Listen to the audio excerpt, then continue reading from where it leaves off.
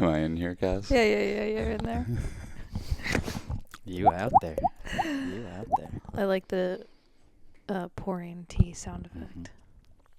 We're doing a special ASMR. Very ape SMR.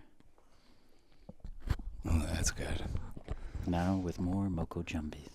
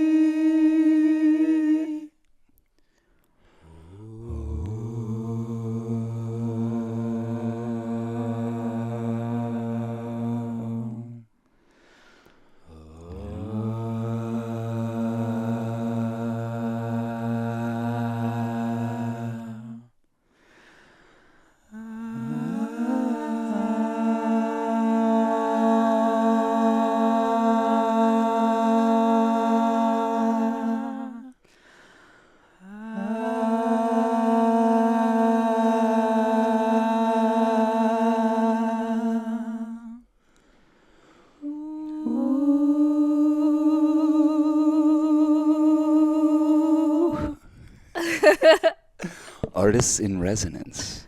Mm. There we are. What?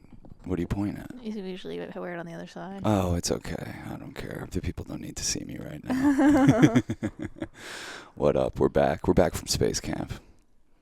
Still halfway suspended into inner space. Yeah. Yeah, but we figured let's get something down while we still have it. Right? Yeah. Because you know how it can be. Sip a little bit off the top of the well. Yeah. That toning is something we were doing a lot this week. And talk about clean business. Clean business. That's the way to communicate. Sonic spacecrafting, just tuning in and toning and atoning and really like just prayer and sound. And we find like the standing wave patterns, you know? Like Yeah. really started feeling like we were in this crystalline, pristine cathedral from within, cast a bubble around us, and we were just sitting on the edge of this magic carpet that was going nowhere and going everywhere at the same time, you know? Perfect. When I finally tapped in with you guys, I was like, oh yeah, no wonder this is all they're doing. Yeah. I was tapping into, I was like, there's been civilizations that this is all they did. I was like, this is what the Atlanteans were doing. That this is, there's something to this. It felt like we were able to lift entire structures into the air. I even had moments where I was transported into the interior where it felt like I was in some kind of like electric Egyptian tomb, like decoding tablets, and there was just like moments where the sound would just lift into the sky and like open up a portal, and there'd be like, oh, the bees are coming through now, you know? Yeah. And something about doing it in a group. Like, because I can sit there and make those tones and sing, and it feels good. It feels really good. It moves a lot of energy. But doing it with the homies, Yeah. oh my God. I had come back from the dance floor, and I had had this beautiful moment where my experience got a nice little frame, little K frame on it, L to the K, and it was able to go in, and I like reacquainted with my transformer self. You know, not my former self, not my trans self, my transformer self. And this is something that I've like, through my explorations of the Department of the Interior, that I've been mapping out since like the early 2000s, or like especially like around 2007, I tapped into this space that is like this transformer space. It's like there's the idea that on psychedelics, what you interface with is your DNA interfacing with the DNA in the environment. So the ledger is exchanging information. And I felt that there was this chalice inside of us, which is what the chakras, the myth of the chakras, the lore of the chakras, is based on this like chalice shape. And that's like the Holy Grail, It's what holds energies. And I found out like, oh, humans are like these mirrors. Human nature is a mirror of nature that contains, that's like the real dominion over the animals, is that we contain the genomes, the codes for all these beings. And I figured out that I could like insert these cartridges, almost like Game Boy cartridges, like jackrabbit energy, and then like be able to like leap and bound. Whoa. And so on the dance floor, it was coming through. I had this encounter earlier in the day with a little jumping spider, a little emerald jumping spider.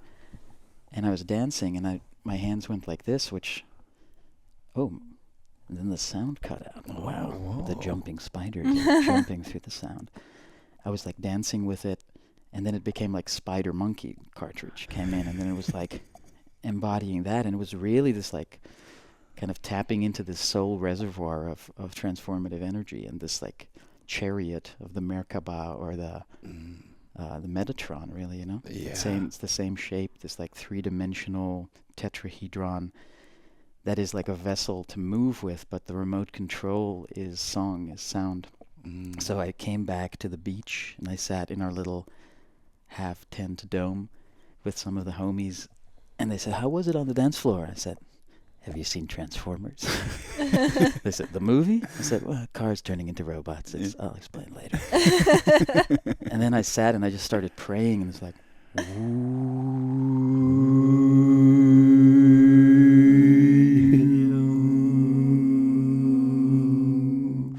and the sound, I could feel it between my hands. I could feel the energy of the sound and the shape, and I could turn it and change, like kind of pantomime with the shifting in the motion to kind of control the inner transformer interface. And then you showed up, and I was like, "Sean, you want to sit and tone with me?" And you're like, you sat down and you locked right in, and then we took off for hours. And then Jasmine was sitting behind us, and she started like bringing a third harmony in, and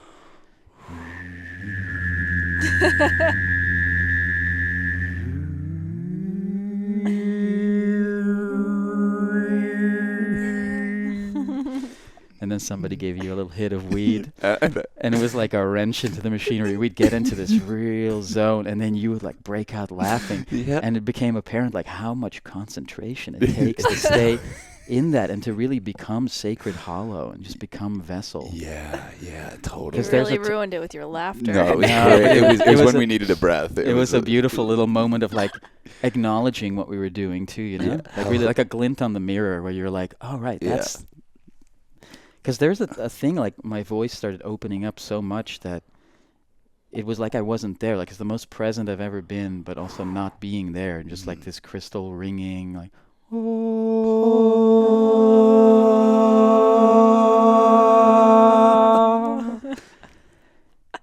and I find the prayer, this comes from the tryptamine realm, but I find it in other places now too. It's like, it's these constant like mudras of kind of the opposites, like holding the space and taking turns, and then like these opposites and like these opposites and like above, below, and there's this constant like receiving and holding and transmitting and receiving and holding. And so the cartridges are basically our imagination. You have everything at your disposal, really. But the imagination, I think it's an earthly imagination, like the inventory of the earth and all the beings. All right, I'll tell you a trippy story. Lay it on me. Because this gets into the weeds of it, I guess. So in 2007, I was doing a lot of psychoactive explorations, very intentionally, like mapping my trajectory. And it was through a DMT experience that I had kind of gazed straight down the barrel of the cosmos, straight into this, what I called the meta-real space, meta-realism. And it was this energetic, energized space, that Merkaba, that chalice, like an astrophysical projection of the self. And I was like, this thing is like a transcendental elevator shaft. This is a way to travel. This is a way to transport yourself. And I wanted to understand the ins and outs of this, of what this meant. The capacity to become what you behold and to hold what you encompass, So in the desert at some point, I was on a high dose of mushrooms. And as I took them, there was the laughter of the coyotes from across the valley. And I laughed. I was like, oh, this is going to be a humorous trip. Because the day before, when we arrived in the desert, I had made a mandala out of stone. And then I wandered into the desert and started playing my didgeridoo, which felt like it was transcribing all the syntax of the rock rubble. And then these 3 coyotes came wandering up, and they like stopped and they looked at me. And I looked at them, and I felt this like, this was like in sobriety, this like geometry, like this sunflower face filigree, this Fibonacci web, like moved between us, where we were like, I was telling them like, we're here to do this business, and like, we respect you guys are here, and like, let's keep a good harmony going. And then they wandered off. And so the next day, drink the mushroom tea, and there they are. It's like, fuck, they know what we're doing. They're setting the stage. Mm. And then... Their opening band. Yeah.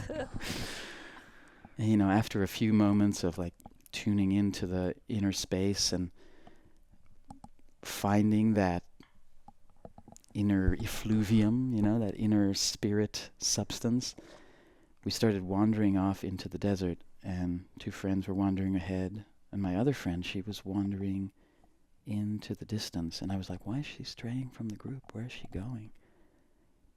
And then it hit me. She was heeding the call of the coyotes. They were luring her. And I was like, oh my God, I have to warn her. And I started running, and it's like the summer's blockbuster. I'm like Tom Cruise, running, dodging anvils, dropping on either side. You're like Leo on the beach. Yeah. Yeah.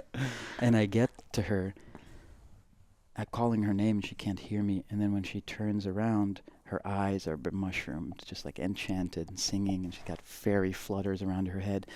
And I realize that what I'm about to tell her is absolutely insane.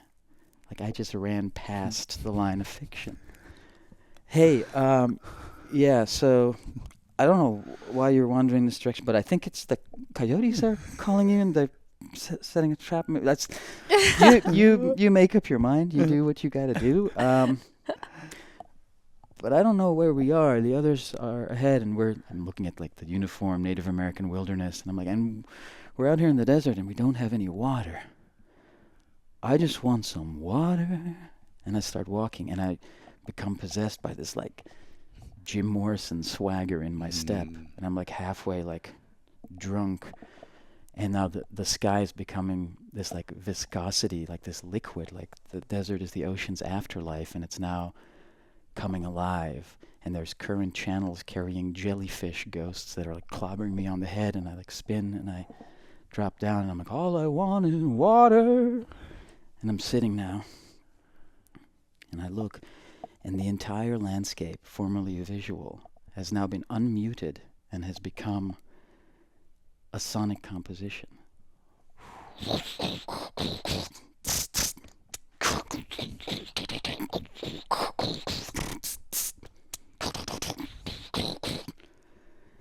And I'm hearing this music, and I'm hearing this singing that's going, all I want is water, the desert teach me dreams, it fed me them rivers, it's memories of streams, we don't need no water, let the motherfucker burn,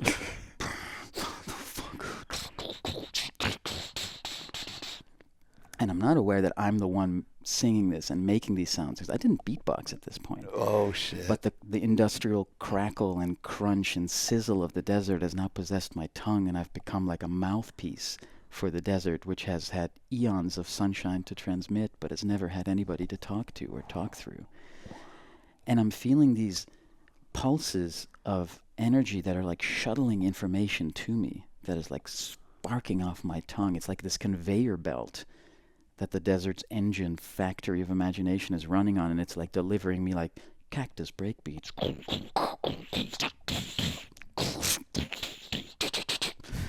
And then like coyote yips.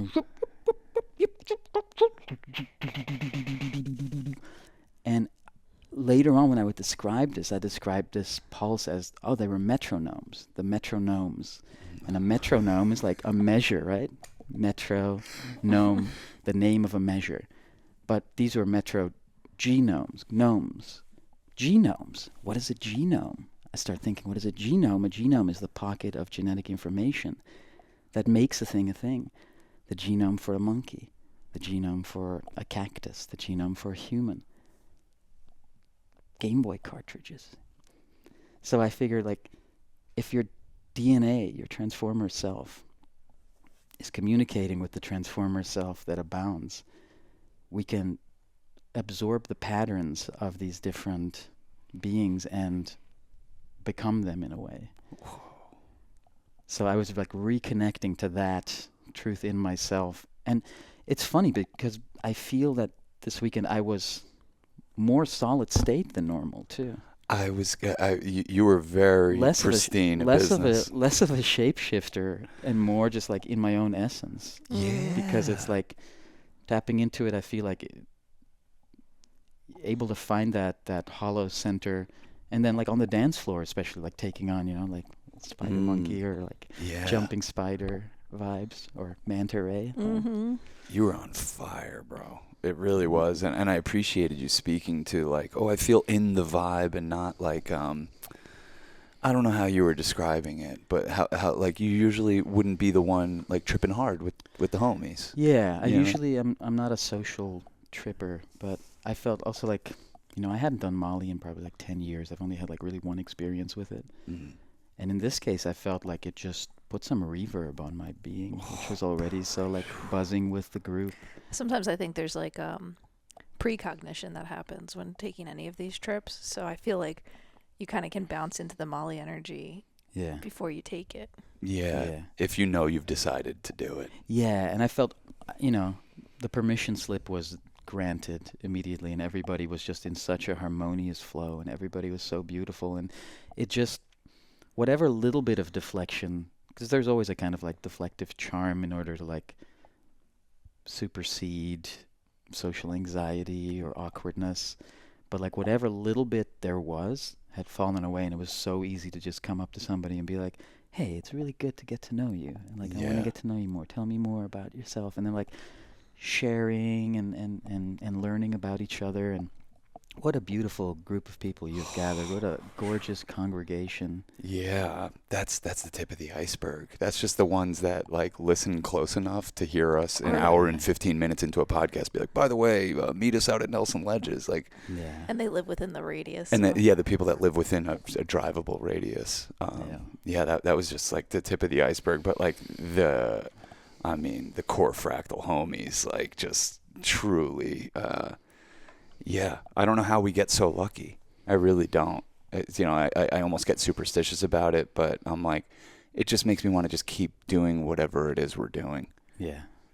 Yeah, I had a moment too where I was flying high and we were just listening to Radiohead, and I was singing along and feeling like I was like, I couldn't hear where Tom York ended, and I took over, and I was like, is this a hallucination right now? Like, am I just like crooning off key, and everybody is just like, oh, will this guy fucking shut the fuck up all weekend long and just fucking...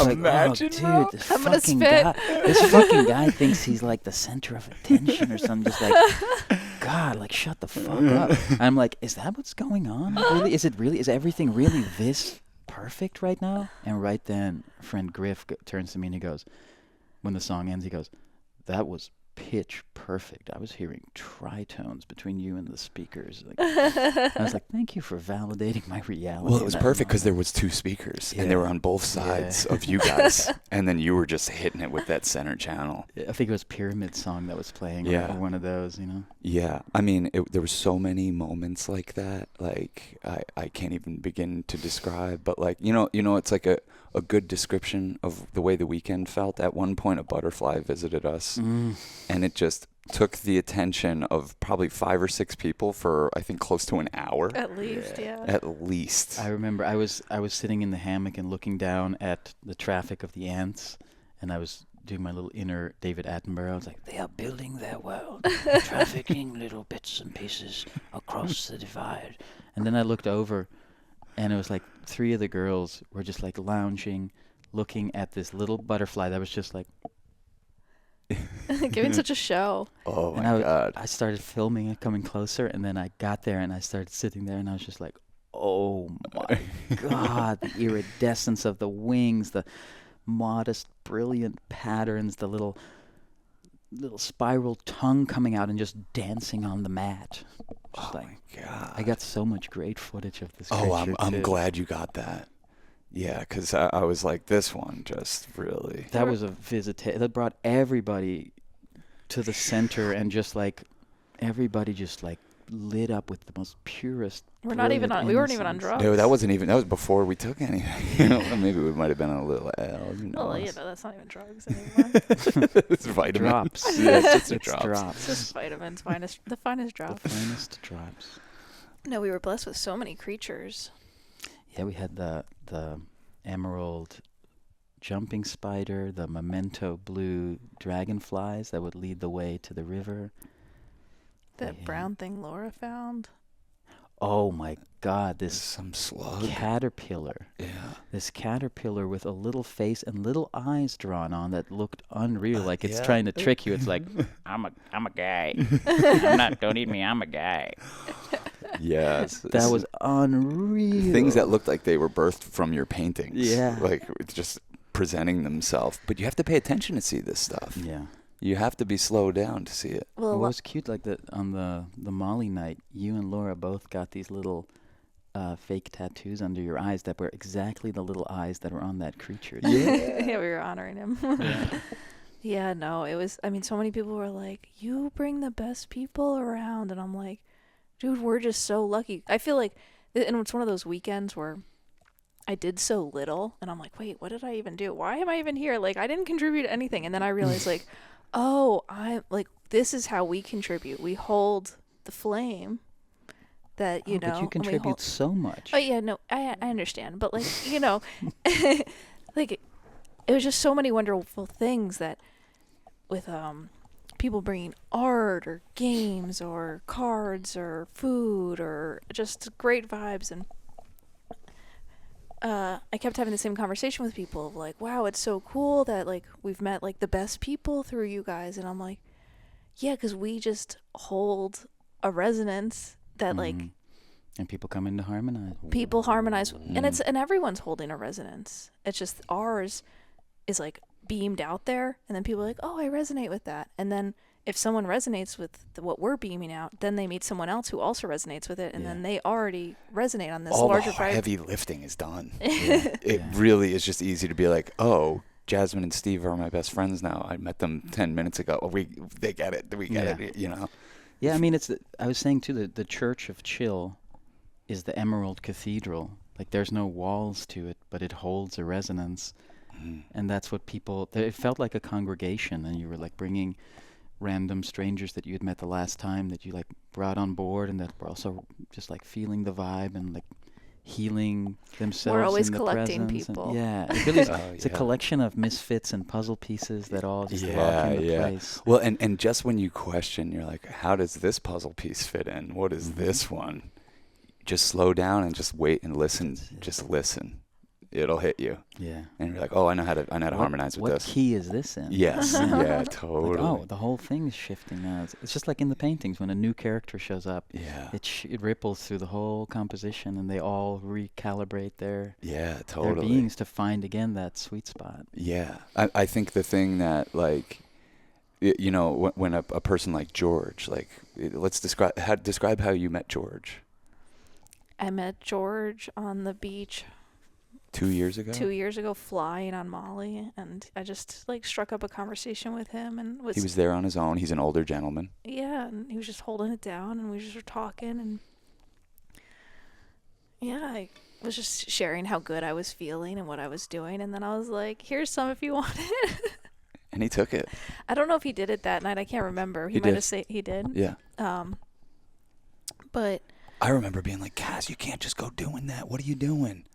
And then 2 years later, here we are, taking our first swim of being at Nelson Ledges. We get out of the water. Who's sitting there? George. Just linked with our crew the rest of the time. Yeah. Just did everything with us the rest of well, the time. he's like, he also is our man who holds it down on the beach. He creates this he like. provided the little igloo tent that Yeah. we were Yeah. able to. I had the most glorious craft time of the and whole weekend, just on a floaty out there in the sun. Yeah. You know.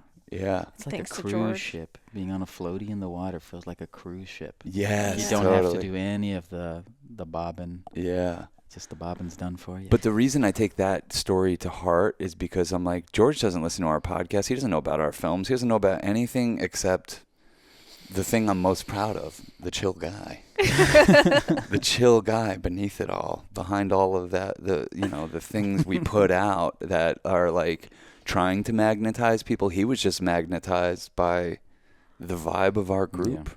And family affair. It was a family affair for sure. Yeah, but and you meet people there, and you're like, I'm taking you with us. Oh yeah, we found new ones this time. Yeah, of Yeah, course. you know, someone that gets it. You get somebody that starts laughing about what we're up to right away. You're like, you're gonna love our whole group. If you're laughing within 5 minutes of meeting us, like, you're coming with us. We did that the other night. We brought a guy in. The Robert. Yeah. We were like, come on, you come over to our group right Yeah. now. You'll be with us. You know, that I live for that. You know, the expansion of consciousness as manifests through your expansion of friends and the types of people you'll accept.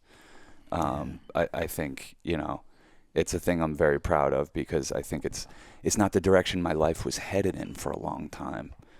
And I think that just holding community as the highest intention really purifies a lot of stuff without you having to do heavy lifting. Just holding the intention of, I want to expand my consciousness, and the way that's going to be made manifest is by an expanding community and friend group of people that I like harmonizing with. And it just happens on the natch, you know? Well, I think in the weeks leading up, we're behind a couple podcasts, but Sorry we're late. But I think something we were talking about, because I mean, there's obviously a lot of despair and very scary things happening, and so we've been talking about, because I can get swept under the rug with it, and you hold the intention of like, no, we're architects of a new paradigm. We're part of building something outside of a aggressive, taking advantage, greedy. I can't think of the right words right now. We were talking about it on the road. Go Yeah. for it. Yeah, so I've always had this feeling of, I don't identify with the activism or the protesting and all these things. And I thought about it. It's like, well, where do I stand then in like a political spectrum? Or somebody asked me, like, where do you see yourself in the tradition of bards? You know, like, where do you place yourself in the social landscape of the world? And I feel like if everybody that's protesting or that's doing activism, there's a goal that they're reaching towards where everything is in equilibrium. And I'm like, oh, I'll just go there. And we'll be there waiting, holding space for when all the stuff is done. Come join us and we'll create and we'll resonate. And I had this feeling like out there in the woods too. I was like, there were a few moments where I was like, feel that? There's peace on earth.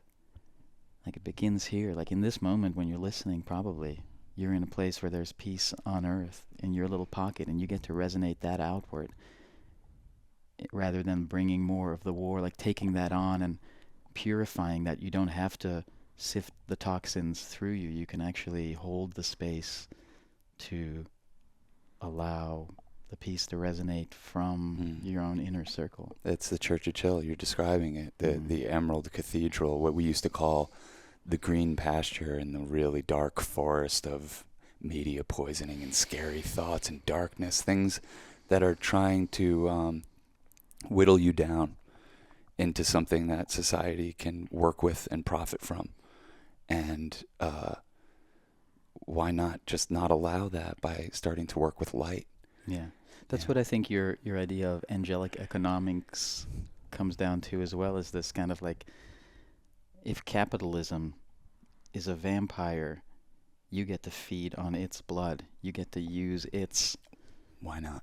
Its mechanisms in order to offlead to little outpourings and offshoots, where it becomes like an ecosystem rather than an economy that feeds and nourishes itself and each other. Absolutely. I was having that thought while we were out in the woods, like these angels that I feel surround me and surround us all once you tap into them. They are our higher self, but they've been here they've been here before, been here forever, for so long that even the idea of capitalism is like it's just a blink of an eye to them. Like they're not concerned with that.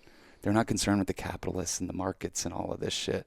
They're concerned with your well-being. And if you hold your desires and your intentions fully and you start to believe in yourself, you tap into this whole different economy where most of us can thrive, even though maybe industries aren't throwing us a bone, or, like whatever. You start to see it. It starts to come forth in different ways. But industries are also people. Yeah. It's all, and it's like a fun house of mirrors. Yeah. That you're saying, like, if you believe in yourself, you can make these things come out. But what I found is even more important is to have others who also believe in you and believe in each other and wish upon each other to come true. Oh, yeah. Like you have these moments where you're like, oh, I'm calling that in for you. Yeah. Or like, I want that for you. And it's like, that's so powerful to feel like somebody else wants something for you and is calling it in for you. Then it's no longer the delusional, like, oh, I just want this for me, or oh, I can't do this, But it's like, oh no, we're wishing on each other. Yeah, I feel like a mechanic in that way. Like I feel like someone comes into my life and I can almost tap into their desires and the things that they're gonna need and want more than my own. Like I don't have as good of a sense of that, but as I hear you and I spend more time with you, I know what you need. And when I hear you finally say the prayer out loud, I'm like, I want that for you. Whoever's listening, that's what we're calling in. And it's really special, but it requires an openness on a lot of people's parts. And that's what we're trying to foster, Like if I'm a mechanic, all I'm trying to do is get your engines revving at artist. You're an artist. It's in there. It's been waiting to come out. And if you think this doesn't apply to you, it does. It does. No, but not me. Oh, yes, you. Definitely. And we need more people like that. We need more people to heed that call. Well, that's a thing, too, is the, oh, not me, is like when we think of, like, I'm not an artist or I'm not a singer. It's just because you haven't found your voice, because you're referencing it against an existing example. You're like, yeah, you're not Axl Rose. Yeah. You're not Jeff Buckley, maybe. Yeah. But David Byrne, who is one of our saints, love from the bottom to the top, spin like a wheel inside a wheel. That guy sings like a lunatic. That is not somebody that's like, oh yeah, this is how we sing. We're gonna sing like this now. Like, he's just doing what feels right to him. He's honoring his voice. Yeah. And that's something that I want, like, through our toning sessions, like, I would really like to create Church of Chill cathedral spaces with screenings and art displays and these tuning in moments where people can find their voice and build the bridge out of the dam. Like, one of the poems I did for a couple of our friends had to do with the idea of a dam, and the, like, damming of emotion and finding the raging rivers, giving them an outlet, and then turning that dam into a bridge through which you can, in a healthy way, bridge the divide between people, because when you find your voice, you find it in relation to others. There's like the classic joke is like, what do you call a drummer without a girlfriend? Homeless.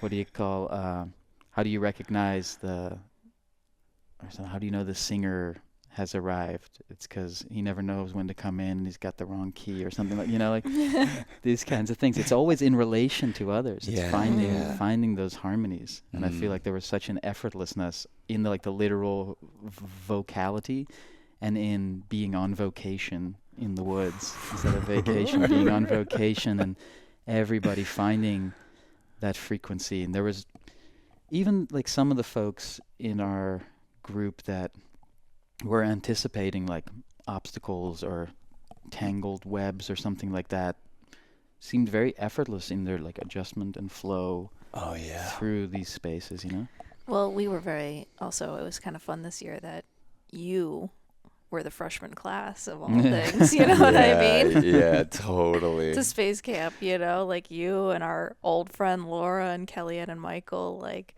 yeah, it's really fun to bring new people into that space.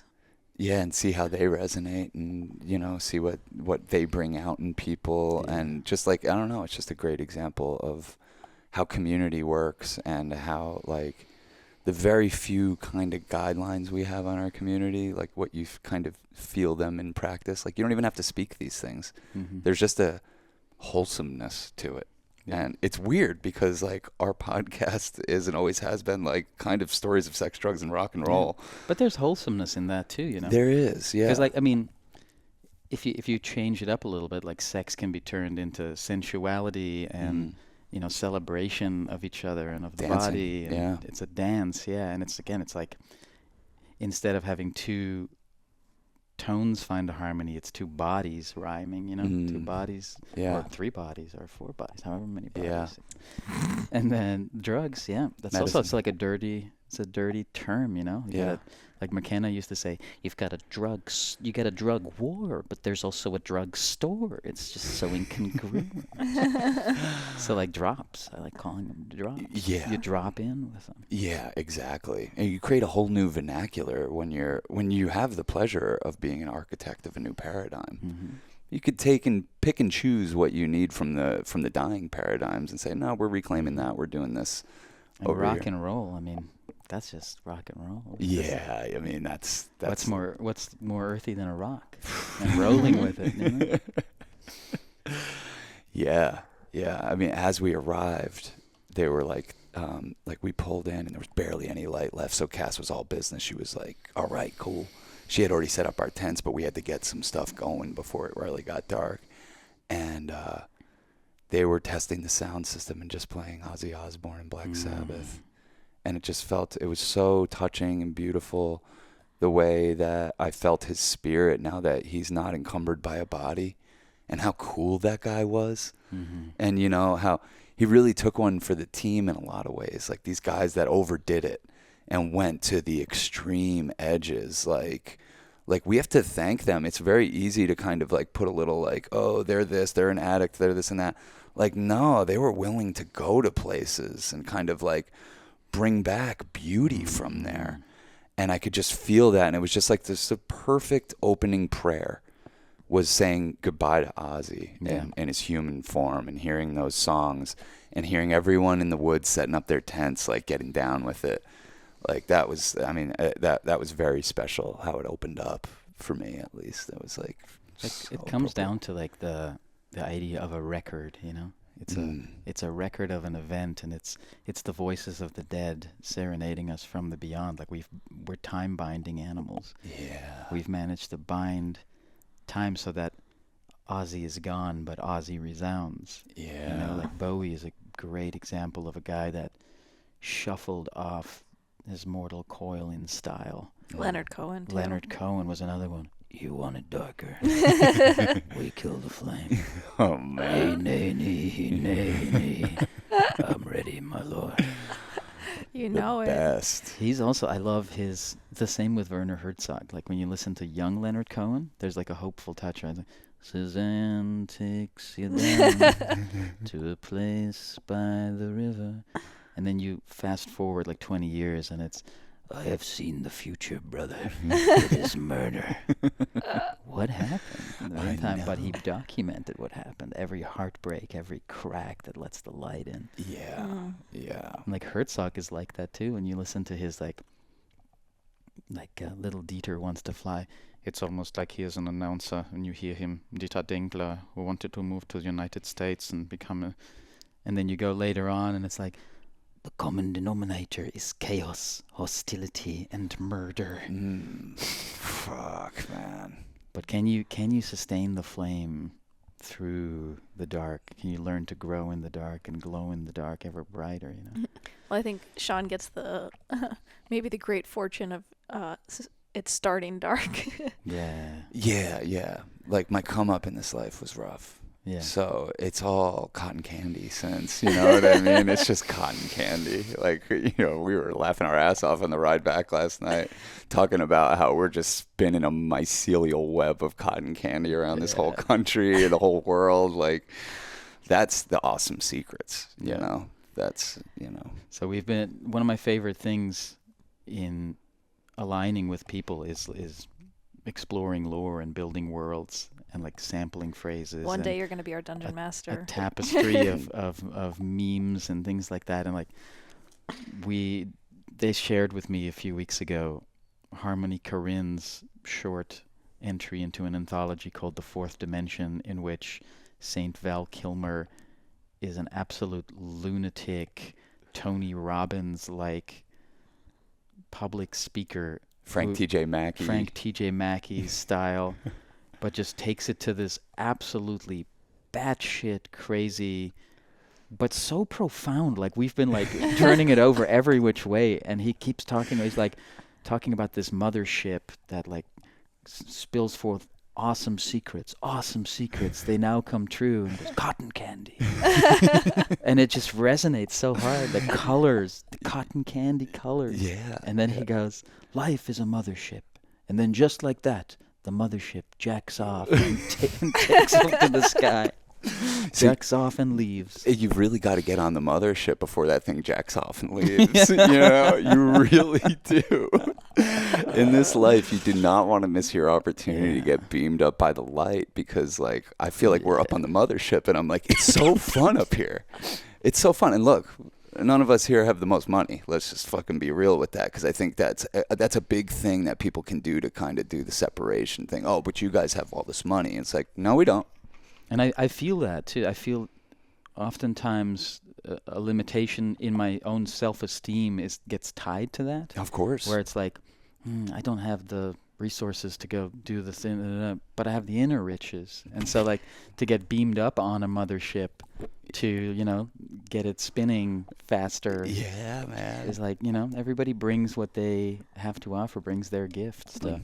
We always say we're rich with ideas, and that's the best place to be. Oh, rich beyond your wildest dreams. And it's really when I feel true wealth is when we have a stockpile of ideas that we want to make, and there's new ones constantly we've crackling. We got some pots on the fire. Yeah. and not only that, friends. Like, yeah. How could you be poor if you have a lot of friends? Like, you're taken care of. You're going to be fine. They're not going to let you fall through a certain level if you have good friends, you know. They're going to see in you what you need, and they're going to fill in those gaps. That's what good friends do, you know. You look out for each other. It's try to be what we're all about, you know, and have fun doing it.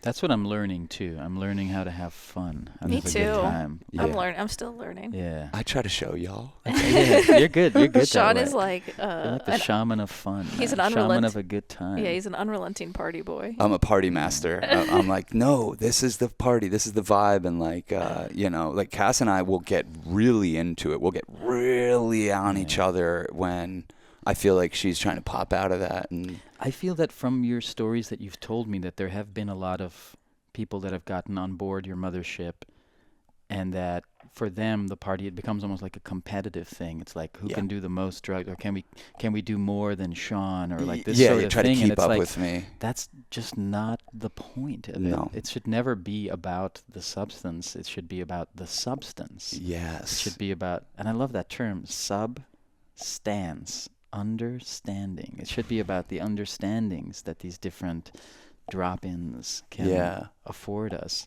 And like, who can resonate and seed the most meaning into the experience, into the matrix of the mothership, Yeah. in order to send the other vessels resonating to craft even more meaning, to be able to create from your unknowing, so that your creations inform you. That's the infinity loop. That's the real tater tot. Yeah, for me it's tater tots, not cotton candy, but I still love it. No, I think something Sean's kind of come attuned to lately is the privilege that he has as someone who gets to brighten the bright ones, Yeah. and that's what it really feels like, is that the people who came together this weekend like are already bright, talented, tapped in people, and we get to just come together and brighten each other, because then we get to brighten each other. It is very much a mycelial thing. Yeah. Well, I really felt it on a couple days after my birthday, a couple weeks ago. We went and saw Kurt Weill and the Pixies. And, like, it's another night in the life for Cass and I, but you and Laura came, and you guys don't go to a lot of concerts. And I feel like both of us were kind of like got initiated into the good times. Yeah. Well, and I appreciated you as we were leaving. You spoke to it, and you were like, I haven't really had a friend like this before. Yeah. Like, that showed me, and I'm like, oh, like, it's I do. There's party people. Yeah. But there's something else about like really knowing the like fine line and the wholesome current within the like good times, but with meaningful resonance. Because oftentimes I find like the party culture, there's opportunity for enchantment, but it's like it's wasted on kind of nihilism. Yeah. And I feel you guys, and it's also because you guys reflect each other and hold this chalice and challenge in the like the plus and the minus, the masculine, the feminine, and like holding that space. You can the saucer can spin, Yeah. Yeah, and it can be a frisbee, and it can be Yeah. And look, that night was like so incredibly magical, and I think I felt it more because I saw how good of a time you guys were having, and like, it sounds fucking batshit crazy, I think, until I bring some other homies into it, that I'm like, this is church. Yeah. We come to these things not as partiers. This is like sacred to us. But also that venue. Oh, Brooklyn Paramount. If you've never been there, go out of your way to go to New York City and see a show at Brooklyn Paramount. It's not architecture, it's architecture. Like the interior of that cathedral and the way they've lit it up is like the dream cathedral of a DMT trip at its peak. Directed by David Lynch. With like literally blue velvet curtains hanging everywhere, and the most intricate filigrees with hidden in there all the faces of deities of your choice, from like Greco-Roman to Celtic nature spirits. There were lots of, I felt at some point during, I think it was during the song Chicken by the Pixies, one of their new ones, I felt possessed by this Jack Nicholson pan go. Hey, Jack, I'm a badass. I could feel the way that I was moving, and my feet became hooves, and the way my legs became like that of the satyr. It's just like the cartridge of Pan was inserted into the transformer, and I was just like, that was kind of like a prelude to this nature spirit vessel that we just came back from. It's a cartridge I throw in very often. If I feel like, I don't have my dancing feet about me, I throw in the cartridge of like future me that's just got it all fucking made and it's all figured out. And like, just throwing in that cartridge, like, what could go wrong? But it's beautiful because your vision of future you, I think, is a saucer with lots of plate spinning around it. Yes, Like you're yeah. like you envision an abundance that overflows into other cups. Absolutely. And that's, I think, the most beautiful, powerful thing. It's like, how can you have an embarrassment of riches to share? Yeah, that's the fountain of perpetual light that flows out of the back of the limousine of abundance. The self-driving limousine that just does an infinite loop around this country, just making cotton candy everywhere it goes. And yeah, that fountain of perpetual light like should be something that we all hold ourselves accountable to be, because I don't know, like you can see how people can get really It's swept up. contagious. That's as contagious as anything else. So why not be that? Like Jack Kornfield says, like, spare your family and friends the religiosity and just be the Buddha, be Jesus. You don't have to tell them all the rules. You don't have to tell them, just start being it.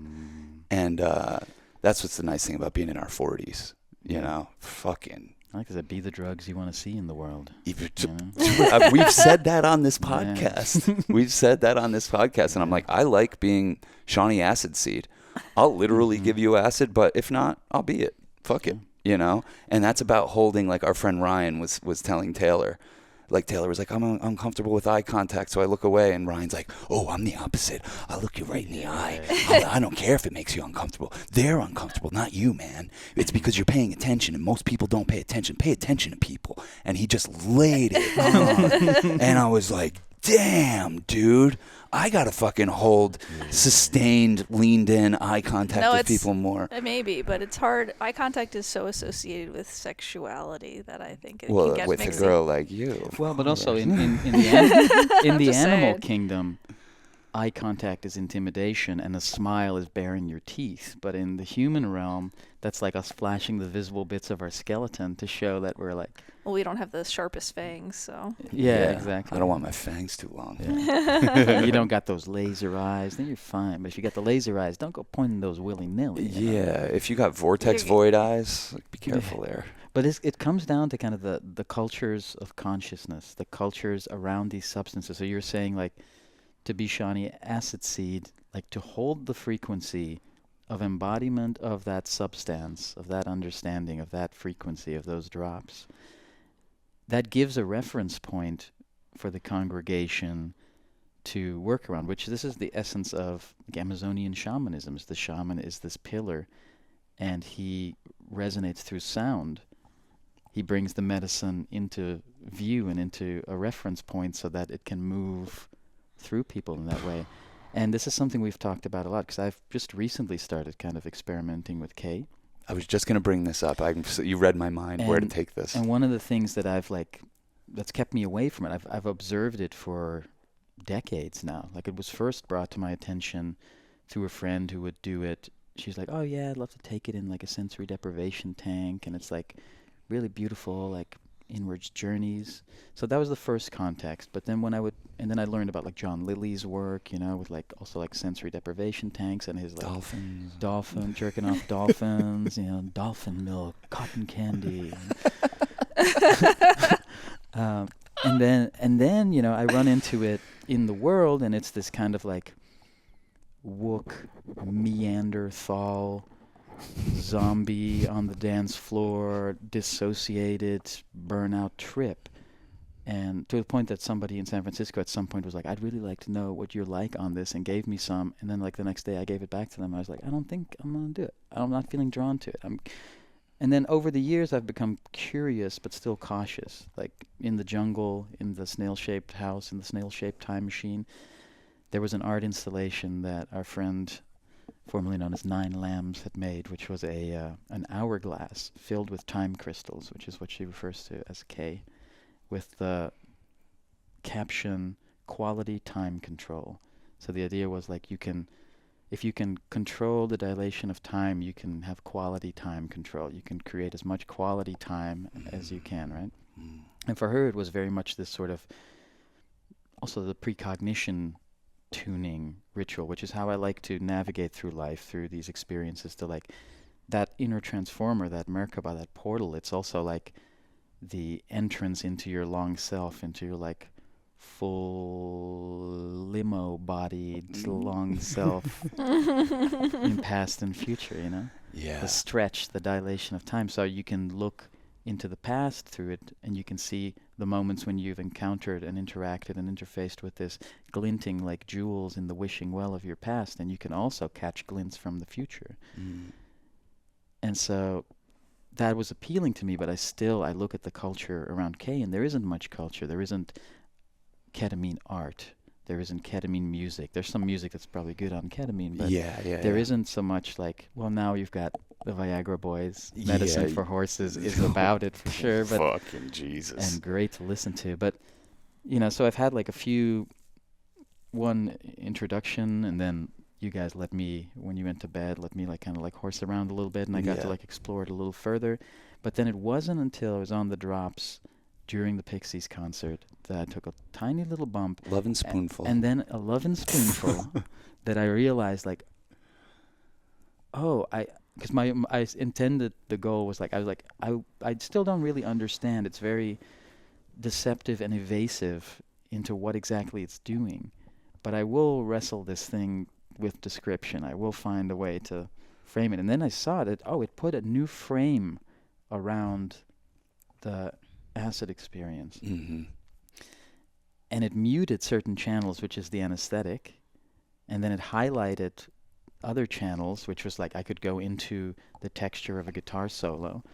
And it cast this bubble around me that submerged me into the ocean of soul and sound. And then I started seeing the electric animated hieroglyphics dancing on the cave walls of my closed eyes, instructing me how to dance. And dance is imagination made flesh. So I could see like this scaled dragon movement, and then it was like, it's instructing me how to move now. So I realized it's really nice in conjunction with, especially with that, because with it brings LSD. for me the visionary inner realm to the fore. Yeah. And it mutes the channels that take away from that in the moment. Oh, dude. I mean, this is what ketamine needed you. Because it really did, like, Ryan was saying, he was like, youth is wasted on the young, and wisdom's wasted on the priests, and drugs, these great drugs, are wasted on the wooks, man. Because they have the wooks have good taste in drugs, but they're not going to speak to it or do anything about it. Well, they consume the culture. They are the consumers of that culture, that offshoot, that moss. Yeah, but I think it's up to us to kind of decorate that realm, and I still think LSD is a little bit up for grabs too. It's like, I think so too. There's still a lot there to reinvent, and there's the big clinicalization of psychedelics that's happening, and we're not into all that. No, it's at all. bring it back to the cathedral of the heart. Yeah, and spill forth the spells and awesome secrets of the art. Yes, through the art. Like, there's the McKenna quote I like to say about, like, if you take mushrooms, you're board a spaceship that's manned by every shaman that has ever taken the stuff for thousands of years.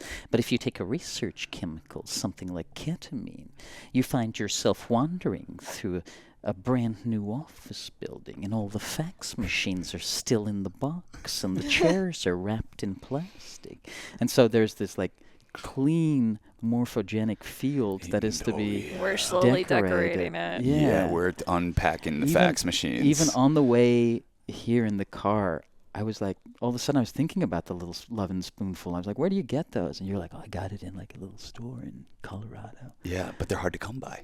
And I was like, I wonder if they have them on Amazon. And I just like put in a few keywords, and then all of a sudden there's like a spoon shaped like a little goddess where you can take it off of her feet. I was like, that's the Tarantino spoon. Definitely, I'm into that one. And there's this other one that's very beautifully decorated, and I was like, bring the culture to the artifact with which you make the offering. Yeah. This is why it's really important that we found you at this time, and that this substance did, because like I don't worry about you with substance abuse. You're not a substance abuser. Like, you get to our age and you know something about yourself. And Cass said at some point, she's like, you're very conservative with it, You like are, And it's like, I can take it or leave it. Like, I noticed the first time I did it, and I'd been smoking a little weed, so it was a little muddled. And it felt kind of like, I'm doing drugs and having a little party. Like, the music you were playing, the limo rock, was very like extroverted. So I was like, I'm giving myself permission to actually like do drugs and party. It's Yeah, not something that I'm like used to. It's like, oh, this is cool. I'm enjoying this, but I'm not sure what I'm getting out of it. But then when it came down, it was like, give me more and more. And I was like, why? What did we get out of that? It was like, oh, escape. That was an escape hatch. But then the next time I could see, when I got to kind of play around with myself, and I'm of the Fromish faith. I listen religiously to Nils Fromm, especially the track "Briefly," which the next morning I sent you a message. I was like, Sean, did you just put on "Briefly" to like lure me into the world and out of sleep? And you were like, it's all in your head. And I was like, it's the fan outside the door worrying that I'm hearing the song. You're in the Fromish market of your mind. Yeah. So I meditated with the Fromm music, and I could feel like these little insights almost in sight, and I'd be like, can almost touch it. Gave myself permission to do another little love and spoonful, and then I was like, is this the whole thing where you're just like, you're getting closer to touching it and you keep taking more, but you never really get there? And I told you about it, and you're like, oh, there's definitely a point where you get there. Oh my God. And you can lasso the whole thing. And I'm still like, I map my way into places. I'm still like tiptoeing around the K-hole. I'm like, I've thrown some things in there. I've heard the... Yeah. You're on the local roads. You haven't hit the highway yet, you know? Yeah. I've seen like a few, reflections ripple when the rock hits the bottom there, but I haven't immersed in that. So it's still like very new terrain for me. Well, I'm so glad that you were open to letting us give you a spoonful during Pixies, because you hadn't done it in an out in the world. Or on top of... drops. Yeah, you had kept it really conservative, and you were like, hey, when the Pixies start, hit me with that stuff. And I was like... Well, because I said to you, I was like, I'm feeling like in the crowd, I'm feeling the drops are like less noticeable. Like, because I'm so in this collective field now that I have less of my like interior chalice, and you're like, oh, will do. Oh, we got it. And then it really like beautifully like put a little frame around it where I was like, oh, now I can... Yeah. Really just like go into this space. And it was beautiful because Laura was in that as well. In that same kind of... Yeah, and she's kind of in the same as you, of just like easing into it. Like, we saw her first K-hole, and it happened accidentally the other day, you know. But it's a beautiful thing, I think, you know, when you catch a K-hole, it's like, whoa. I got addicted. Addicted's a strong word because I'm not addicted, but I got very... It's K-hole or bust. You became a miner, a ketaminer. Huh? She's K-hole or bust type. You don't see her just like spoonful. Now I do, because now like I feel like I've gotten to the place where the K-hole like almost makes me nauseous, or I'm like, I don't know if this is... I've done my fair share. Yeah. Oh yeah. Yeah. and you know when it is, when Cass chooses to do it, it's in the sacred time that we carve out each week to sit down with these headphones and listen to the newest Church of Chill episode and record it together. And even though I could probably just download all these songs and spit one out, whatever, I feel like the community knows and can feel we picked these songs, we put them in order, and we traveled the cosmos to this, you know. We tested this mix before we put it out, like a drug test. Like, don't worry, I tested it. Yeah. If it's taking you any place weird, I went to that weird place too. And I feel like that's what art does. Like, you know, it's just a hand reaching out throughout time just to be like, other people have been here. Other people have experienced this feeling. Other people have felt this vibration. And it's very comforting. It's why I've immersed my whole world in cinema and music, and now visual art is just like, it's the sacraments of the Church of Chill. It's the most important thing, you know, and it's what we pay worship to. And it's why we go to these concerts, and it's why we're willing to get searched as we go in, and the shakedown, and the shakedown of getting a ticket to these corporate events and going into these things. But like, once you can get through all of those dwellers on the thresholds, Can you Trojan horse the sacred into the corporate space? You know? Yes, apparently. It's funny because corporation is like corporeal, right? It's like of the body. Can you give that body a soul? Can you bring the soul to that body? I think we did, like so much so that like strangers were like, "Let me take a picture of you guys." Like that was funny. You know it's good. You know you're having a great time when at the end of a concert, people are like, "You guys need to remember this. Let me take a picture of you." And it's funny because the culture of K, like the new rock stars are like entrepreneurs, you know, billionaires. Yeah. It's like this weird shift into the clinicalization and the like elevation of these people that live rent-free in our heads that we don't want, that we never consented to having live in our minds and Yeah. in our media, polluting our media landscapes.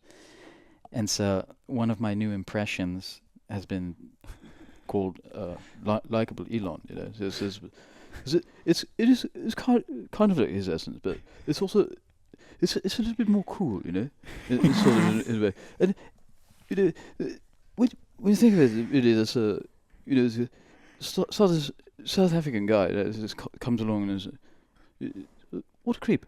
And he comes along. He ruins ketamine. wants to start a new political party called the American Party, but it has a subdivision that's called the KKK, but that stands for ketamine. You know, it's very cool. I think it's very chill. Also a very chill guy. It's very cool. And we never asked for this guy to be an inhabitant of our psyches, but he's sort of there now.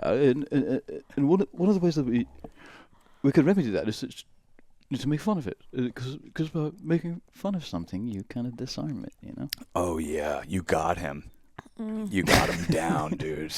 You got him down. I don't even know what you're gonna do with that. But if you think of the long self as the limo body, I remember when people were saying, Elon Musk is short for elongated muskrat. Yeah. That's elongated muskrat. But it is it's very pleasant to speak in this because it's slightly idiotic, but there's really like an intentionality to this. It feels really nice. You know? So you really like hearing yourself speaking this way. It's almost like that guy from South Park too. You remember that? Oh yeah, totally. I forget what his name is. Oh man. Leave a comment. Kind of just go into the so do they talks like that. Oh man. Butters? But I think maybe that's Butters, yeah. No, Butters is like a little bit. Oh yeah. I don't know about this. I do love Timmy, that. but it's one of those guys. Yeah, Cass is totally Butters energy. Oh, Timmy, yeah. Yeah, Timmy. Timmy. Kind of talking like that. Yeah. Yeah, I mean, total just fucking cotton candy, summer vibes, sweet summer vibrations, like just the best, most wholesome people. And, we want this thing to grow. And I think that requires anyone that what we say or do resonates with them kind of stepping out of the shadows a little bit. Yeah. Well, I think also what's kind of, not that, it's kind of nice how small our crew was. I mean, it was like 30 people or something. We didn't blow it up. And I think there's a lot of talk about wanting more regional church or chills. And we don't necessarily have to be at them. People like Jasmine and Steve are already doing it. Yeah, they are Totems, doing it. Different people become totems. And we have some Canadian friends who were doing it for a while. I remember during pandemic, they'd send us pictures of themselves at like a campfire, be like, we met at the Church of Chill community. And Yeah, they all got together and would like listen to a mix together at the campfire. And I'm like, whoa, what are we doing? Like this started as a joke. It started because we felt really heartbroken after our first throuple ended. We thought it was going to be we thought we were going to be on a farm raising kids together. And it just ended. And I was like, I need to find something. I need to find that peaceful place in me, and I need to start inhabiting it. And, Cass just encouraged me. I've always been making these mixes, and she's like, just start doing it. You've always wanted a radio show, just start doing it. And that was September 2018, and I've done 240 weeks of music curation. And it's allowed me to expand my consciousness, my knowledge of music. And new genres are being born. Limo rock, born. And on the way to the festival, we came up with Molly Pop. Molly Pop. And we started finding tunes like Griff was... He didn't even know about Molly Pop, and he started playing stuff. Freaking vibe smithing out there and just dropping the classics that we'd forgotten about. First he plays Phil Collins. I can hear it calling in the air tonight. Hold on. I've been waiting for this moment for all my life. Hold on.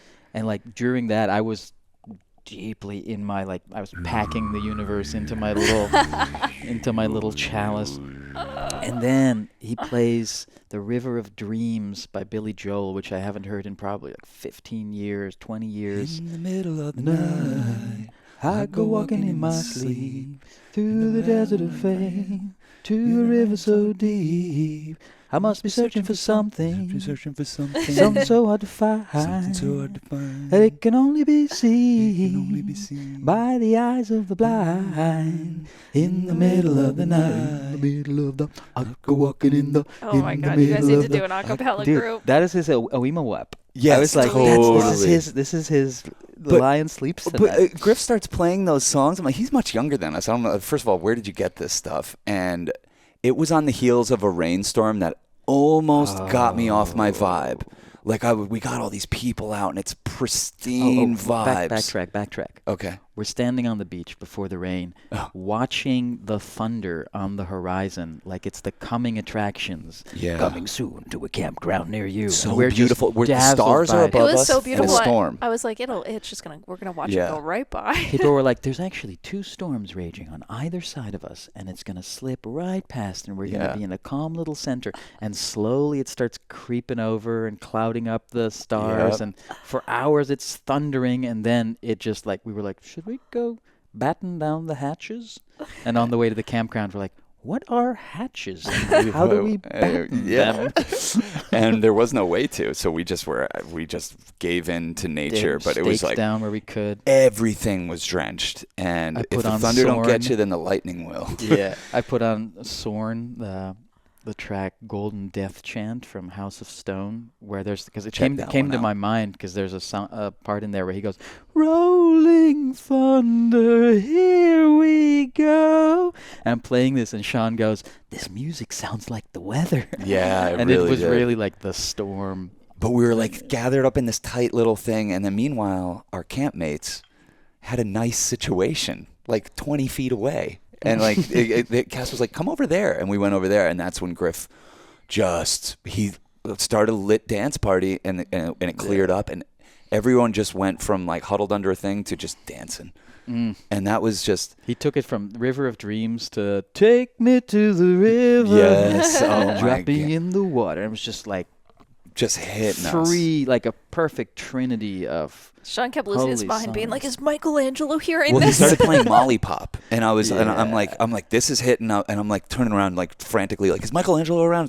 And he comes over, and he got caught right in the same vibe. As soon as I didn't even have to say anything, he just came over, and he was like, I see him like, what is this? He's typing things. I'm down. like snatching up, throwing them on the Molly Pop playlist that we're making. Yeah, it was really incredible. And then we hadn't even taken the Molly yet. The next day we did, and the idea was like, we'll all take a group activation at 5:55, and everyone takes the Molly, like a big group of us, and the fucking sky just opened up, and I was like, oh no, this is gonna be fucking crazy. Like, what did we just do? We just dosed all these kids, and like now it's fucking pouring. Nobody skipped a beat. We're dancing around a fire. I just took my raincoat In off. the I was rain. like, Yeah, we're just put on I had a bathing There's a suit on. fire raging in the rain. while you're playing Slippery People by Yeah. the Talking Heads. It's a Talking Heads summer. Yeah, And Laura mentioned that the Danish or Swedish word for thanks is tak. yeah, And we were at gratitude, so it was the Talking Heads. yeah. And he's just preaching, you know? Yeah. And what does TOC stand for? T, acid, ketamine. And you want to take them in that order. Yeah. Yeah. So, but I was just, at that moment, I was like, nothing can stop us. Even if this rain didn't relent the whole fucking night, nothing can stop this group. Because it was just like, it wasn't like, oh, let's get covered up. It was like, oh, let's take off all the shit that's encumbering us right now. Let's work with what we got. Yeah, let's just get wet. shirtless and fucking go crazy. And Bare man, wetness. Thank God Griff built that big ass fire though, and Taylor and Jordan brought all that amazing wood, and that everyone just like contributed to like a very chill camp vibe. I've like kind of turned off my brain a little bit after the first 2 space camps. I was like, she So provided too much. It was too much mother energy. well, I used a lot of my brain to make sure we had all the perfect things. And also Sean gets to this place of like, can you stop buying shit? And Yeah. I'm like also trying to navigate being in this new world of like wanting to provide and build like a beautiful universe out in the woods, but also not consume more excessively. And so it's like this interesting balance of like, what do we actually need to have a good time versus You know, where is that like balance of like Yeah. bringing in this stuff? Because I'm the person, you know, I think you guys know me. Like, I'll buy 10 of whatever it is. I'm Yeah. like, Oh we my need God. So many bags of figs. Oh yeah, yeah. that. Sean's more responsible than for we that. could eat. Well, I've taken it on. I'm like, cool. If we're in the limo of abundance, like, let's get 10 bags of figs. Well, Yeah. they will get eaten. They won't go bad. It's It's all true. good. And it's Yeah. such a good little snack. And like, look, everything we brought out there went to good use. Like, I don't know who brought. I think it was Haley brought some watercolors. Haley and Jasmine brought boards that we could paint on, so we could all paint. And Haley had also some beautiful watercolors and all those tattoos. And Haley brought this beautiful box of like all this resin things she's All made. the little, Yeah, yeah. she put I us got a out bunch as- of little treats, little like incense burners and candle holders, and a Yeah. little tray with some altar pieces that she made. A Yeah. little moon baby. Yeah, she put that moonchild. outside the camp as like a generous offering because like a lot of campsites like will do like take one leave one or free It or was whatever. really, like, to bring it back what I said at the beginning. It just was a turn of phrase that I thought was funny. But like, our community is artists in resonance. You know, Artists in resonance, man. that's That is that's such a what beautiful this phrase. that's what this community is, and that's like. That's the title of the episode. Yeah, I I was think it thinking the has same to thing. be artists in resonance. Like, and like, even if you're still listening to us at this point, we've been jabbering for an hour and 15 minutes. You're an artist in resonance. Like, you're hearing something. You have something to add to this, Yeah. and we want that. Yeah. And I like that there's, like I said, some people that come along where you're like, how is this part of it? And you get a little scared, and by the end, gonna change things. yeah, and then for the better. yeah, Totally. if you work with that energy and There's that a way. Kate Bush song, and she has a line in there. She goes, "Mommy, where are the angels? I'm scared of the changes." Ooh, The damn. angels bring the changes, isn't it? Yeah, totally. An angel's just an angle. Just another angle Ooh. from which to look at it, right? That's Yes, the message. The yes. message pours in a different angle. Mm-hmm. I Matt. think it's an go for it. No, go ahead. No, I don't have anything. No, you were gonna say something.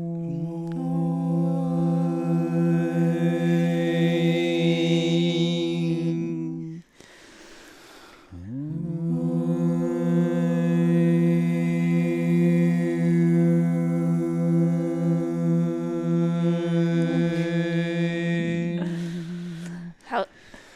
Okay. Go for it. You can talk over this. We can talk. Yeah, I we'll, thought- we'll hold it down. You talk Yeah, over it. yeah. like I thought it was also really special how we all had these bubble necklaces that Lauren had made, and I we was could gonna just like mention bring those. bubbles everywhere and just like kind of decorate the Like realm. literally, you take your loving breath and encapsulate it in a bubble to send it to each other. Yeah, how cool What a was sweet that? thing, and It they were was so beautiful sweet. colors. Yeah, and it was, I should be Yeah. wearing carry it mine. on your heart. Yeah. Yeah. Also, check out Lauren's stuff. She makes beautiful Yeah. reminders in like, like the ransom letters with the letters cut out. It's like that, but it's like it holds ransom of your best self, and you can buy into that and release through these reminders the better parts of yourself through the reminders. Damn. Well, we just got a potent reminder. We got an embrace alert, which means my sister's having a pretty bad seizure. So, wow. yeah, let's send out good vibes and healing vibes to Caitlin.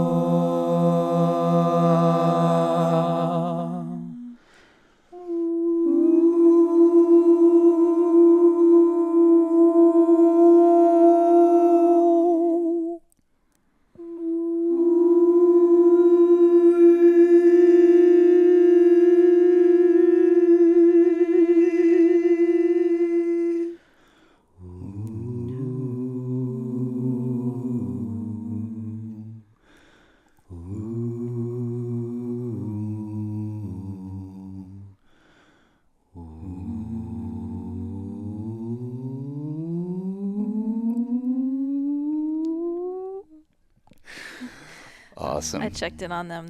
They're doing okay. cool. Can I share the poem that I wrote for Haley? Yeah, please. Yeah, that was a good one. Because it Please. really encapsulates a lot of this. Because one of the most beautiful early moments was when we were walking towards the quarry, and I was seeing all these like earth spirit fae faces interfacing through the textures on the tree bark. And so while our little human congregation is moving through the emerald cathedral of the Church of Chill with sizzling smiles of Chilcagwe, we were being held through this other realm, and it got beautifully encapsulated in this poem. That he writes on the spot. Yeah, so I do a tea leaf reading, which you can also, if you go to theungoogleable.com, you can book a remote oracular interaction where I'll do a tea leaf reading and we'll write a poem based on our interaction. This is how this one came about. Here, at the Ministry of Silly Business, we mean business on the rocks. Our serpent sermons slither in silly ways, and we wear many hats, some of which have thoughts of their own, and the mindful residue of whomever wore it before us. We traverse the emerald cathedral of the Church of Chill and Chilcagwe, smiling sizzlingly, following the path traced by memento blue dragonflies, and the interfacing fairy faces that appear in the textured bark of tree totems, a congregation of imaginary friends reminding us of the lost continent, found, abounding, all around. Beautiful. Amen. Aho. Aye. Whoop whoop. Aye aye aye. Wait, there needs to be a resonance that now happens after that. Yeah, we need to add something.